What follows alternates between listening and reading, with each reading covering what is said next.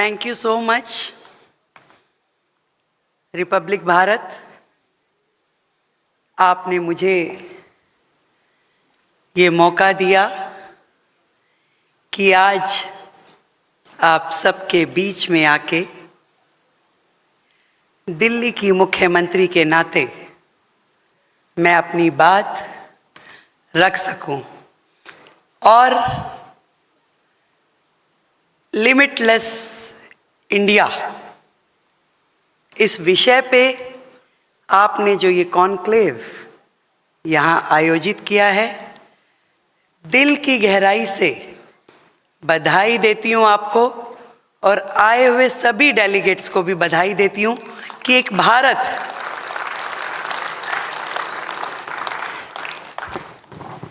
आज तक लोगों ने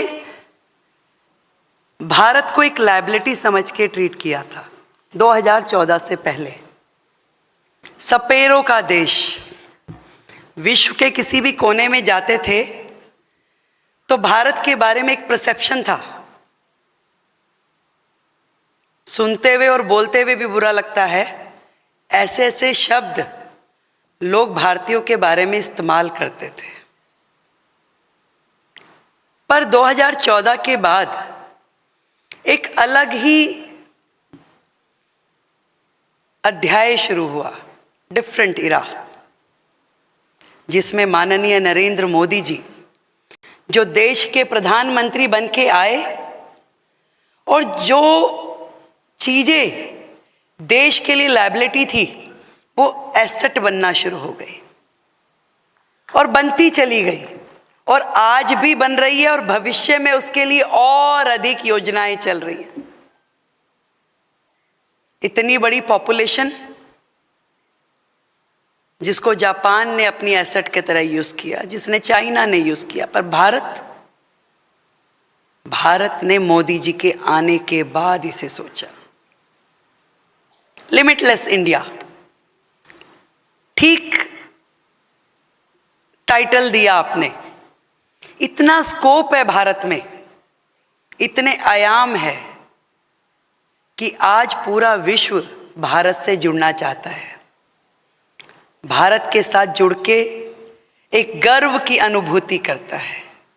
यहां तक कि देश के प्रधानमंत्री के साथ खड़े होकर फोटो खिंचवाना, हाथ मिलाना भी उसको आनंद देता है। ऐसा भारत,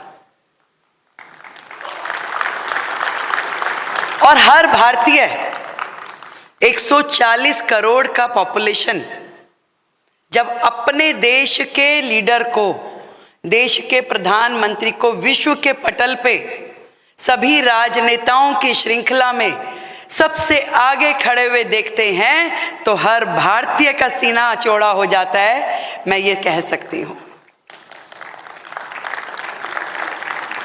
लिमिटलेस भारत, बिल्कुल ठीक कहा आपने। आज पूरे विश्व के हर देश में जितने भारतीय रहते हैं वो कनेक्ट करते हैं भारत के साथ कि हाँ हम भारतीय हैं। वो प्राउड फील करते हैं, उनको अभिमान होता है। आज देश के प्रधानमंत्री अमेरिका जाएं या किसी अन्य राष्ट्र में, हजारों हजार लोग वहां पे भारत के नागरिक होने के नाते इकट्ठे होते हैं और वहां पे जश्न मनाते हैं।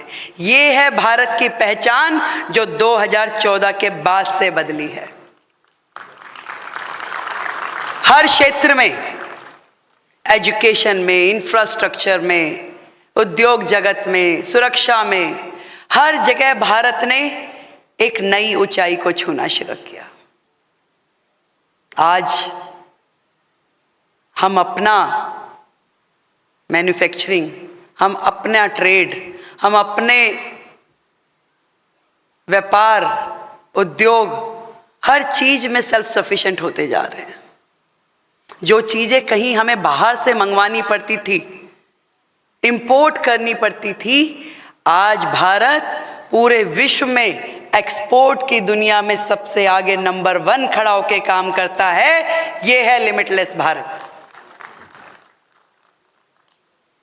खुशी होती है जब देखते हैं कि भारत विश्व गुरु बनने की दिशा में अग्रसर है। विश्व गुरु जो पूरे वर्ल्ड को एक रास्ता देता है, एक जीवन जीने की कला भी सिखाता है और एक आइडियल बनके, एक मेंटोर बनके सामने आता है।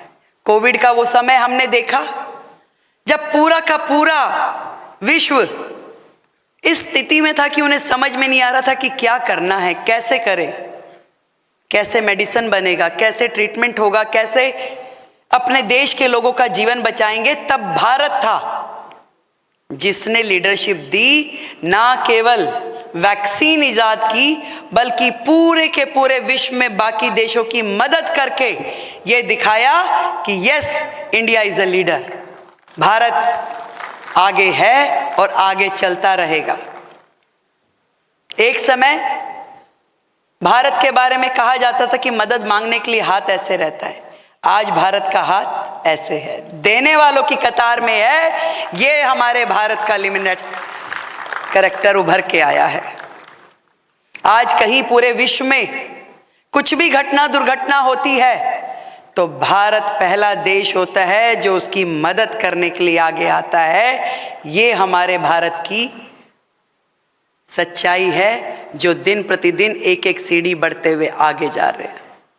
आज राष्ट्रीय अंतर्राष्ट्रीय कोई भी समिट होती है, लोग भारत की ओर निगाह उठा के देखते कि क्या बोलने वाले हैं हम, क्या कहने वाले हैं, क्या नई दिशा देंगे, और लोग हमें फॉलो करते हैं।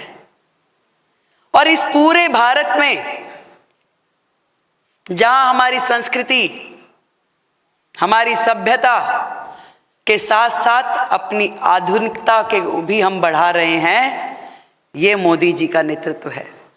आज मैं दिल्ली की मुख्यमंत्री के नाते आप लोगों के बीच में हूं और जब मैं दिल्ली के बारे में सोचती हूं तो मुझे लगता है कि लिमिटलेस भारत का रास्ता लिमिटलेस दिल्ली के बीच में से होकर निकलने वाला है। दिल्ली तो देश की राजधानी है भाई, देश का दिल, तो दिल्ली कैसे पीछे छूट सकती है। दिल्ली को देश के साथ ताल में ताल मिला के बढ़ाने के लिए आज मैं दिल्ली का शुक्रिया अदा करती हूं कि डबल इंजन की सरकार जो दिल्ली में बनाई गई है, आज तक जो होता रहा दिल्ली में, आज 27 साल के बाद वो मौका आएगा जब दिल्ली असल में प्रोग्रेस देखेगी, गति देखेगी और विकसित दिल्ली का सपना साकार होगा। तकलीफ होती थी मुझे जब मोदी जी की योजनाएं पूरे देश में लागू होती थी, पर दिल्ली में कुछ लोग अपनी संकुचित मानसिकता के चलते उसे दिल्ली के लोगों को महरूम रखते थे। आयुष्मान योजना, क्या तकलीफ थी उसे दिल्ली में लागू करने के लिए? केवल एक सोच जो कहीं ना कहीं बहुत संकुचित थी। आज दिल्ली के करोड़ों लोगों को उसका फायदा मिल सकता था। जन औषधि योजना क्योंकि प्रधानमंत्री जी के नाम से जुड़ी थी, उसे रोका गया। पर मैं दिल्ली की मुख्यमंत्री होने के नाते ये कहना चाहूंगी कि केंद्र की मोदी सरकार की जितनी भी योजनाएं, उस पे दिल्ली का अधिकार है और वो सारी योजनाएं अब से दिल्ली में लागू होंगी और दिल्ली का एक एक व्यक्ति उन योजनाओं का लाभ उठाएगा। दिल्ली देश की राजधानी, लिमिटलेस दिल्ली। दिल्ली को हमें एक विश्व स्तरीय शहर बनाना है। वो इंफ्रास्ट्रक्चर, वो फैसिलिटीज दिल्ली में लेके आनी है जो लोग दिल्ली में आते हैं सपने लिए हुए। दिल्ली का अपना कोई कल्चर नहीं है। दिल्ली एक मिनी इंडिया है। देश भर से, राजस्थान से, हरियाणा से, पंजाब से, उत्तराखंड से, केरल से, हर राज्य के लोग दिल्ली में बसे हैं।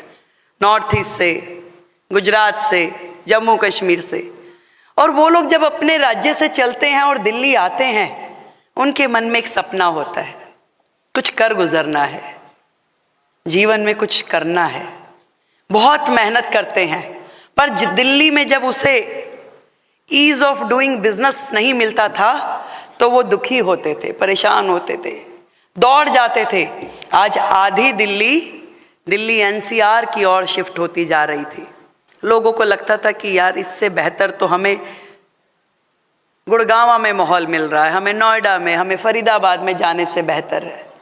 पर मैं दिल्ली को ये विश्वास दिलाना चाहती हूँ कि अब आपको कहीं जाने की जरूरत नहीं पड़ेगी, आपको दिल्ली में ही हम वो सुविधाएं देंगे। केवल दिल्ली को इंफ्रास्ट्रक्चर की जरूरत नहीं है, इंफ्रास्ट्रक्चर चाहिए, एजुकेशन सिस्टम ऐसा चाहिए जो वर्ल्ड लेवल का हो। आज जैसे दिल्ली यूनिवर्सिटी के लिए पूरे देश से, पूरे वर्ल्ड से लोग पढ़ने के लिए आते हैं कि दिल्ली यूनिवर्सिटी एक बड़ा नाम है, ऐसा ही हमारा एजुकेशन सिस्टम दिल्ली के स्कूलों में भी हो।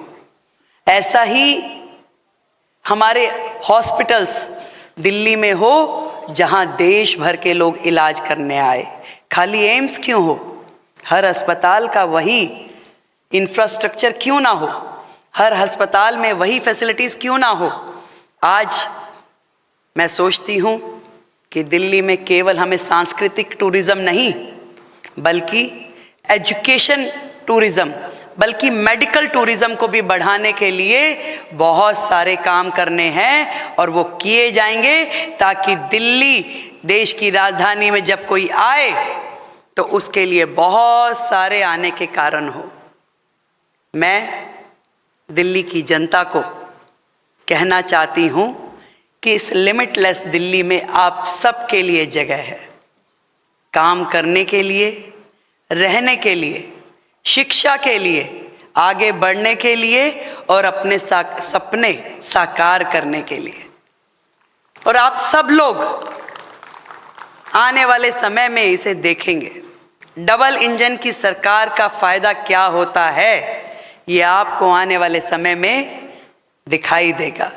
और बड़ी खुशी हुई होगी आपको जब माननीय गृह मंत्री जी के साथ दिल्ली की मुख्यमंत्री की मीटिंग दिल्ली पुलिस में के साथ हुई और दिल्ली की सुरक्षा के सारे बिंदुओं पे चर्चा हुई तो लोगों ने मुझे कहा कि भाई बहुत सालों बाद ऐसा देखा कि मुख्यमंत्री जी और गृह मंत्री जी बैठे हैं और दोनों मुस्कुरा भी रहे हैं।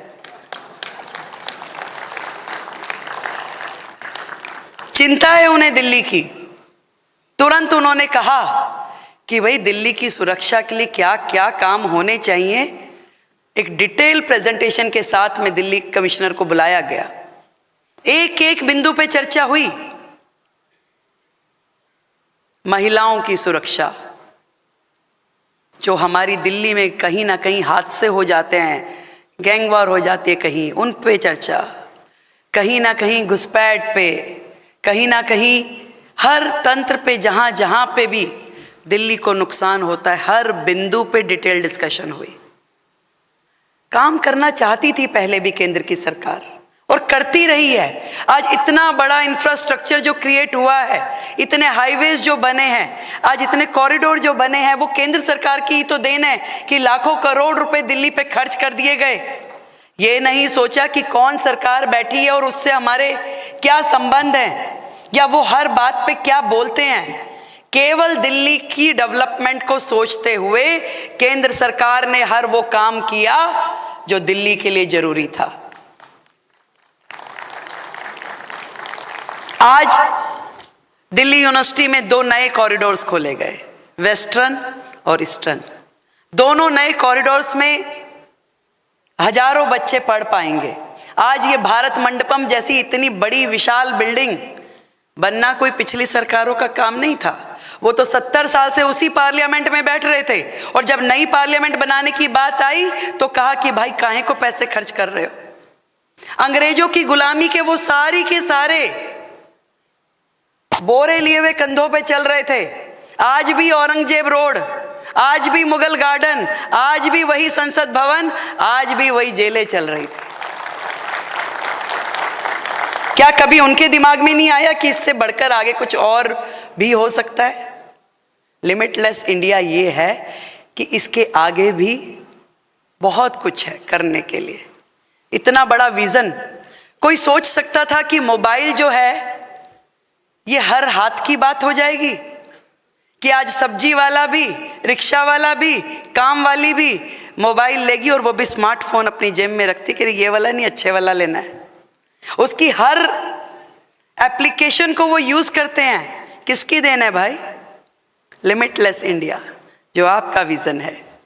आज डिजिटल पेमेंट्स, कोई सोच सकता था कि भारत जैसा, जिसे उस देश को जिसे अनपढ़ कहा जाता था, आज हमारा छोटे से छोटा वो व्यक्ति जो कुछ भी नहीं जानता, शायद पढ़ा लिखा भी नहीं है, वो डिजिटल पेमेंट करता है और कहता है बीवी जी डिजिटली मुझे सब्जी का पेमेंट कीजिए, ये रहा QR कोड। किसकी देन है भाई? Limitless India, vision of Narendra Modi ji. बहुत कुछ है करने के लिए। आज सेल्फ डिफेंस के सेक्टर में खुद भारत ने अपना इतना बड़ा काम खड़ा कर लिया है कि हमें पूरे वर्ल्ड में किसी की और देखने की जरूरत नहीं है। आज अपनी सीमाओं की रेखा, सीमाओं की रक्षा हम खुद कर सकते हैं। आज जब देश के प्रधानमंत्री अपनी दिवाली सरहद पे खड़े हुए जवानों के साथ बिताते हैं तो एक खुशी होती है कि इसे कहते हैं परिवार, कि आज उस माँ के बेटे का भी वो ध्यान रखे हुए हैं जो न जाने कितने ही महीनों से अपने परिवार से मिला नहीं है। तब मन में खुशी होती है कि केवल अपने घर में बैठ के दिवाली की शुभकामनाएं नहीं लेते हो, वो जाते हैं सरहद पे जाके खड़े होते हैं। वो कभी हर एक देश के कोने में जहां उनकी आवश्यकता है वो खड़े होते हैं।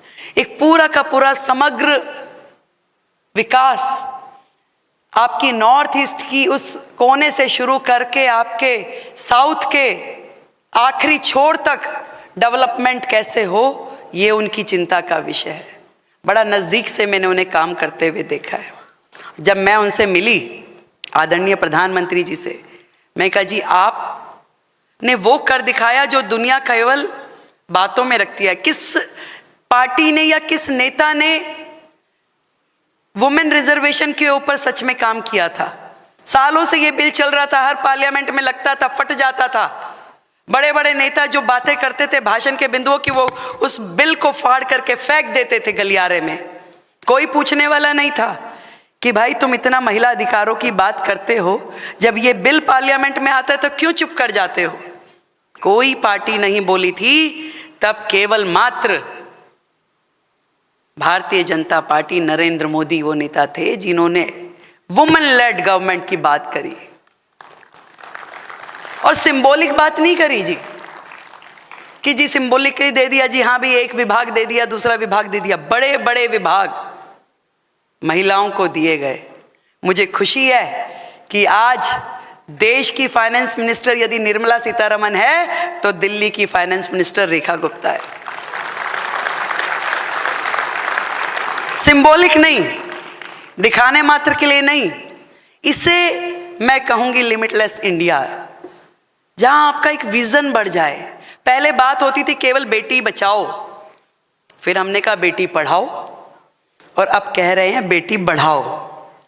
तो ये जो काम लगातार बढ़ रहा है कि बेटी को सक्षम बनाओ, बेटी को बढ़ाओ, ये है भारत का डेवलपमेंट।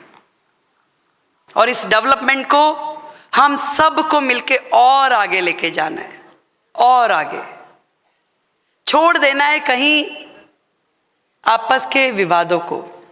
घर में बैठ के कुछ भी कह सकते हैं, पर मैं आज इस मंच के माध्यम से उन पार्टियों को और उन नेताओं को ताकीद करना चाहती हूं कि ये देश आपका है, ये मातृभूमि आपकी है। इसको विश्व पटल पे जितना ये फ्लोरिश हो सके, जितना बढ़ सके, इसे बढ़ाना चाहिए। अपने घर के बारे में कोई भी निंदा का एक शब्द विश्व पटल पे नहीं बोलना चाहिए। यदि कुछ अच्छा कर सको तो करो, पर नहीं कर सको तो कम से कम शांत रहो। करने दीजिए जो कर रहे हैं। इस भारत को आगे बढ़ाने का काम, पूरे विश्व में भारत का मान सम्मान स्वाभिमान बढ़ाने का काम। आज इतनी हिम्मत दिखाने वाला कोई तो हो जो देश की राजधानी दिल्ली एक ऐसे साधारण परिवार की बेटी को दे कि चलाओ तुम दिल्ली, हम तुम्हारे साथ हैं। आज मोदी जी का नेतृत्व और एक साधारण गली मोहल्ले की महिला की आशाएं मेरे साथ है, जो ये कहती है कि मुख्यमंत्री रेखा नहीं बनी, मुख्यमंत्री मैं बनी हूं। मुझे खुशी है आज ये मेरा पहला मंच है जिस पे मैं मुख्यमंत्री के नाते बोल रही हूं, और मेरी बात पूरे देश की बहनें सुन रही हैं। मैं आपको विश्वास दिलाती हूं कि ये पद, ये काम, ये जिम्मेदारी जो मुझे मिली है, इसमें पूरे देश की बहनों का सम्मान जुड़ा है, और इस सम्मान को हमें आगे बढ़ाना होगा, आगे लेके जाना होगा। दिल्ली को वो देना है जिसकी दिल्ली अधिकारी है, और वो देने के लिए मैं पूरे तरीके से मिशन मोड पे दिल्ली को ले जा करके लिमिटलेस दिल्ली, भारत की राजधानी दिल्ली, इस पे काम करने वाली हूं। आप सबका, हर दिल्ली वासी का साथ मिले, ऐसी मेरी अपेक्षा है, और मिल करके दिल्ली को एक ऐसा रंग देना है जिसमें हर व्यक्ति के मन के रंग हो। और होली भी आने वाली है भाई, तो इस नए रंग के रंग में रंगने के लिए आप सब तैयार हो जाएं, सबका सहयोग मिले, सबका साथ, सबका विकास। एक बार फिर से ढेरों बधाई, ढेरों शुभकामनाएं रिपब्लिक भारत को कि आप सब ने इतना सुंदर आयोजन किया और मुझे इस मंच के माध्यम से आप सबसे मिलने का मौका दिया। Thank you so much.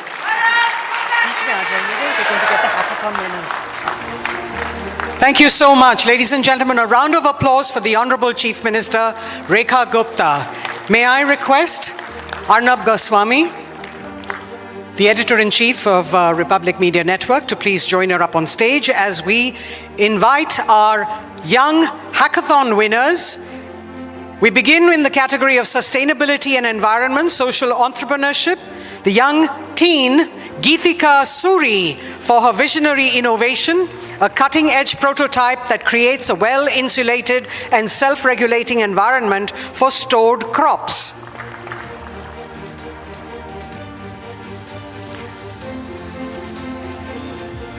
The Limitless India Youth Hackathon that was powered by Wildstone Code Unleash Freshness. In the category of inclusive nation building, social entrepreneurship, we have Damodar Singh R for his visionary contribution, sustainable and affordable road safety equipment designed to protect lives while ensuring accessibility for all.